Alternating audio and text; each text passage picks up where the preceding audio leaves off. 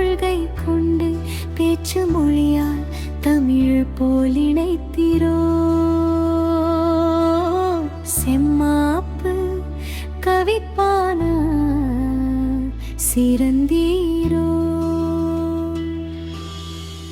இல்லை இல்லை மறுக்க முடியாது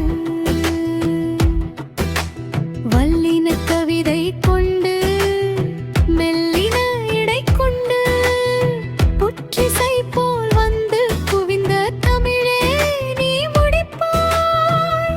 மொழிகளிலே நீ முதல் மொழி. இயற்கையின் ஒவ்வொரு ஆழத்தையும் ஒவ்வொரு அசைவையும் படம் பிடித்தவன் தமிழன். இயற்கையின் அசைவை பேரிரைச்சல் என்றே மிக பெரிய இரைச்சல் எல்லாம் வெறும் பேரச்சல்தான்.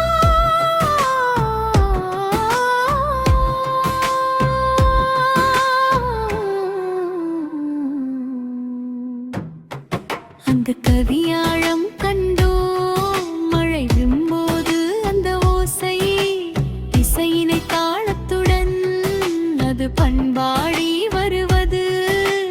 பூமியை நனைக்கவா இல்லை பூமி எனும் பெண்ணை கொஞ்சவா இல்லை பூமியில் காய்ந்த இடத்தை அறமாக்கவா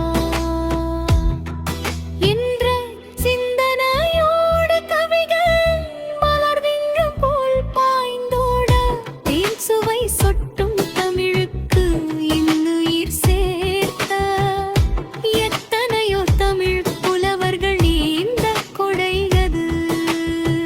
தமிழ் மாந்தர்களாலே மட்டும் ஆழக் கொண்ட என் தமிழ் மொழி வானை விட உயர்ந்தது. அகழ்வாரை தாங்கும் நிலம் போல என்று சொன்னான் வள்ளுவன். இல்லை இல்லை என் தமிழ் இருப்பதால்தான் இந்த நிலமகளையே தாங்கிக் கொண்டது எந்த பூமி பந்து. தமிழெனும் கடப்பாரை கொண்டு நகற்றினாலே ஒழியில் எம் மொழிக்கும் கட்டுப்படாது என் தமிழ் மொழி.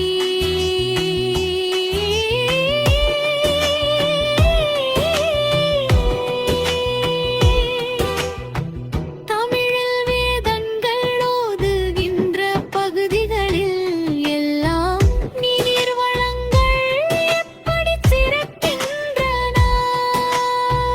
தமிழ் மொழி பேசும் இடங்களில் நீர் ஊற்றுத்தானே வருகிறது.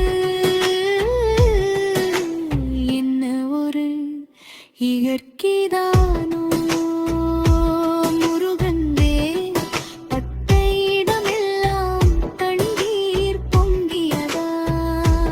இல்லை முருகன் தமிழ் கட்டதாலே தண்ணீர் பொங்கியதா. மலை உச்சியிலே ஒரு கிணறு அந்த கிணற்றின்